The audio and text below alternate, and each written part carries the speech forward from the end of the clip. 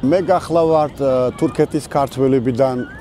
წინაპრები ქობულეთის ხინოდან მუხაჯირობაში წასული 150 წლის წინ და ქალაქ ორდუში, პროვინცია ორდუში, რაიონ ფასაში ჩასახლებული ქათამაძეთა ოჯახის სტამბულში დაბადებული, თუმცა კიდევ ისევე ფასაში ბავშვობაში ჯინჭარაძე ბებია ქათამაძე ბაბუასთან გაზრდილი გაფარ ილმაზი, ანუ ჩვენებურად რო ვთქვა, თემურ ქათამაძე. ქართველი მუხაჯირები უფრო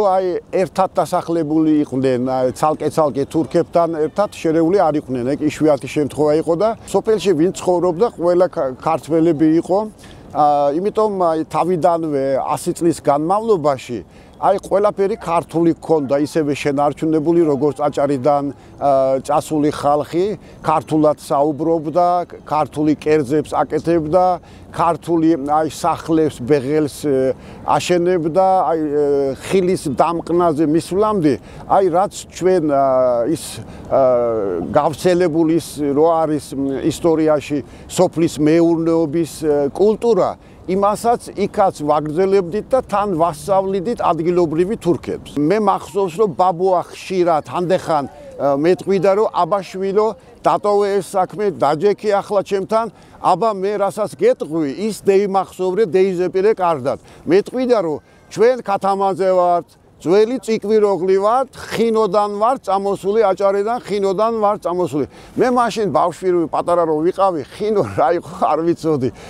ეს ციკვიროღლი ქათამაძე რას ნიშნავდა, მაგრამ მაინც დაზეპირებული მქონდა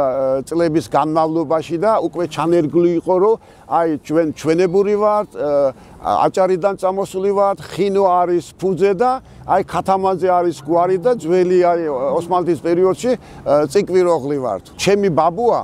რო ახლა თქვათ, რომ ხილის ბოსტანში სადმე რო გავიდოდით, ხშირად მე ამიხსნიდა, რომ ნახე, ეს ხაჭაჭურა მსხალი სესელა ბათუმიდანაა ნერგი წამოღებული, ესაც იქიდან არის, ან მაგალითად ჩვენ საჭმელს რო ჭამდით ძირში, სუფრა რო იყო, ხის სუფრა, ისაც ბათუმიდან წამოღებული ყოფილა. ჩვენ ყოველთვის ვიცოდით, რომ განსხვავებული ვართ ჩვენ, თურქი არ ვართ, სხვა ენას ვლაპარაკობთ,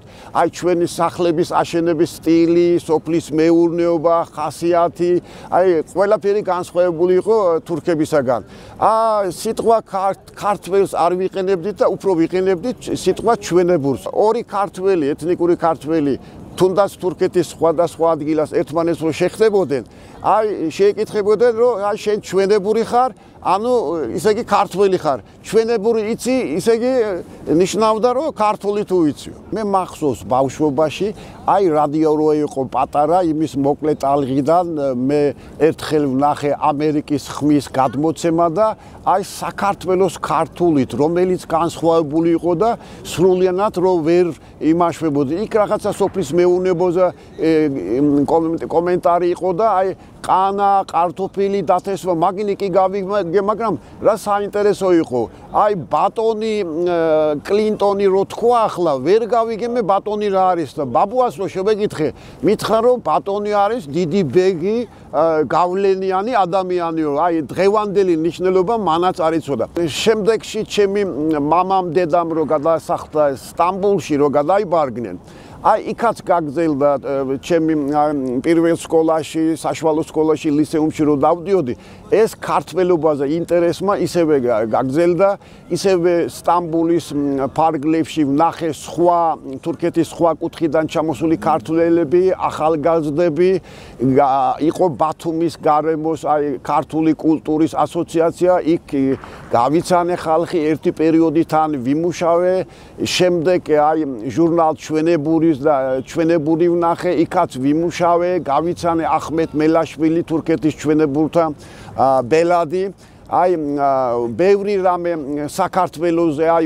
ვისწავლე ისტორიაზე, ჩემო ბატონო, ერთხელ მახსოვს, ჯერ საბჭოთა კავშირში იყო საქართველო არ იყო გამოსული და მე სტამბულის პოლიტიკური მეცნიერების ფაკულტეტში ვსწავლობდი მაშინ 20 წლის 22 წლის ვიყავი და ერთხელ სტამბულის ზღვის პორტში მოვიდა ასეთი სამგზავრო რუსული საბჭოთა კავშირის გემი, სამგზავრო გემი და მე რო ახლა შორიდან შევხედე სახელი წავიკითხე აი შოთა რუსთაველი. ეხლა მე მაშინ ეგ ჯერ რო არ ვიცოდი ახლა დეტალურად ვერ გავიგე შოთა რუსთაველი ვინ არის და მაგრამ ბოლო სიტყვა რო იყო აი რუსთაველი, ქალაქელი, სტამბულელი, სოფლელი ეგ ქართული რაღაცაა კი ვიგრძენი თუმცა სახელი შოთა ქართული სახელი იყო ისტორიული და იქ დიდი პოეტი იყო ეგ არ ვიცოდი იმიტომ რომ ჩვენ თურქეთში ახლა საზღვარი რო ჩაკეტილი იყო და ინფორმაცია რო არ მოდიოდა აი ჩვენ როგორც ჩვენ მუსლიმანური სახელები გვქონდა აჰმედი, ხასანი, მეჰმედი, აიშე აი აქეთაც მასე გვეგონა უნივერსიტეტში ფაკულტეტში რო ვსწავლობდი მაგ პერიოდში უკვე საზღვარმა გაიხსნა საქართველოსთან ჩვენი ხალხმა ჩამოვიდა პირველ რიგში მე მათთან ახალი ურთიერთობები დავამყარე, ბევრს დავეხმარე, აი გაუცრებული იყვნენ აი რაღაცა საკითხვა რო უნდოდა შუა სტამბულში, აი შენ ასეთი ახალგაზრდა ქართულად როგორ ლაპარაკობ, თქვენ როგორ არ დაიკარგეთ, აი ჩვენ უკვე თქვენ დაკარგული ხართ გონიოდა და რამოდენიმე თვეში ჩემი ქართული გავაძლიერე. მელშიც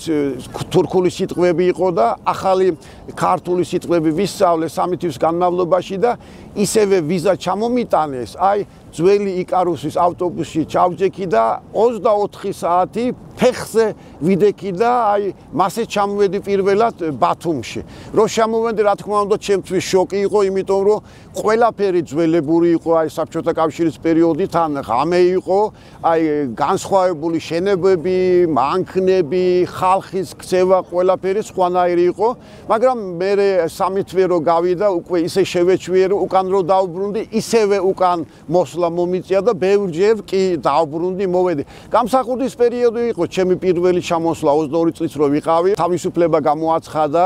ვიყავი მაშინაც მიტინგებში, 1-200 თუ არა 300-500 ჭიქა საქართველოს დამოუკიდებლობაზე დალეული მექნება მან პერიოდში აუცილებლად. ჩემთვის საინტერესო და საამაყო პერიოდი იყო, რომ აი საქართველოს ჩვენი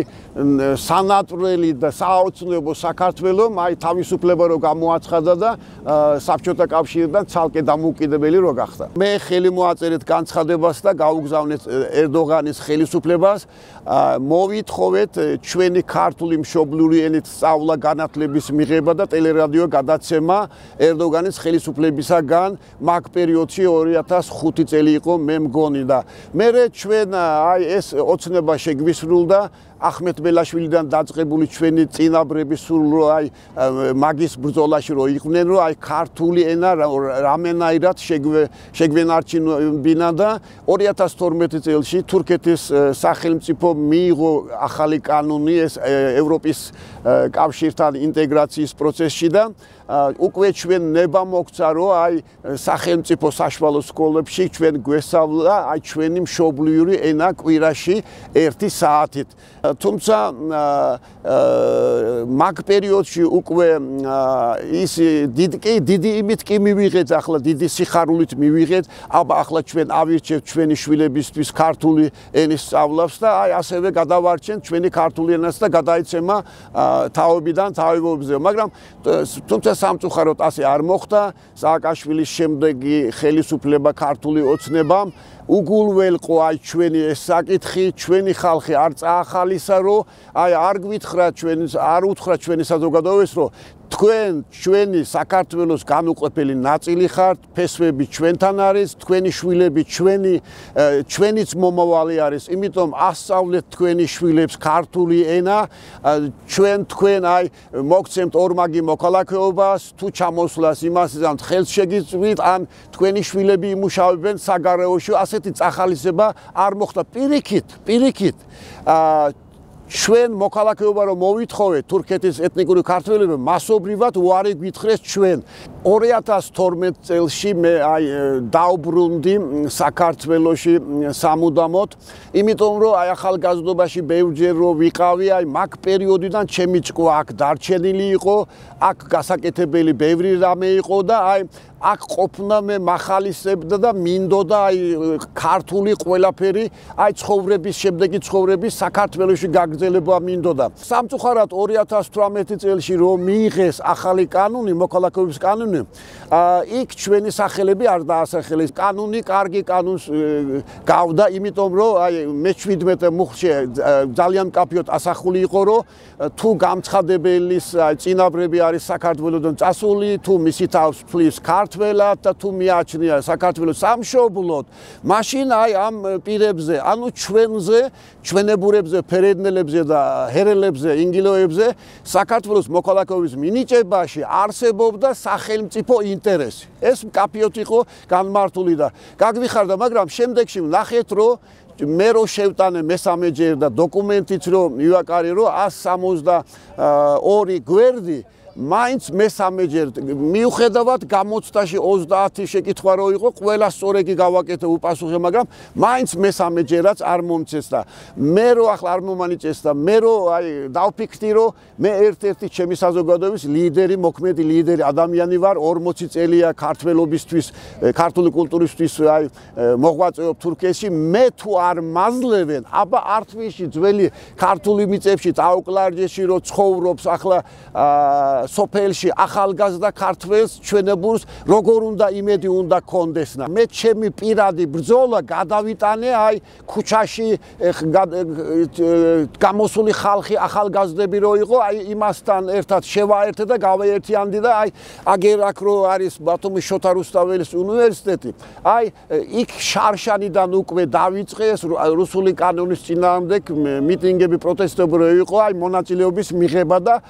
დღემდე მოვედით ვაგრძელებთ იმას. რა თქმა უნდა, ჩემთვის პირველ რიგში უპირატესობა აქვს სამშობლო თუ ძლიერი და კარგი ბედნიერი არ იქნება, ჩვენ საზღვარგარეთ მცხოვრები ეთნიკურ ქართველებს დიასპორის ნაწილს არაფერი არ ეშველება. ჯერ საქართველოს უნდა გადავარჩინოთ და სწორ გზაზე უნდა დავადგინოთ და ევროპული მომავალი უნდა დავიბრუნოთ და შემდეგ უნდა გვეპატრონოს და დიასპორის ხალხს და თურქეთის ჩვენებურებს, ირანის ფერედნელებს და ჰერეთის ინგილოებს. მე იმიტომ მინდა რომ საქართველომაც ევროპის კავშირის ოჯახის წევრი გახდეს. იმიტომ რომ ყველაფერი კარგს და საუკეთესოს ჩემი ერისთვის, ხალხისთვის იქ ვხედავ მე ახლა იმის რუსეთის ხომ ვიცით. რატო რუსეთში არ მირბიან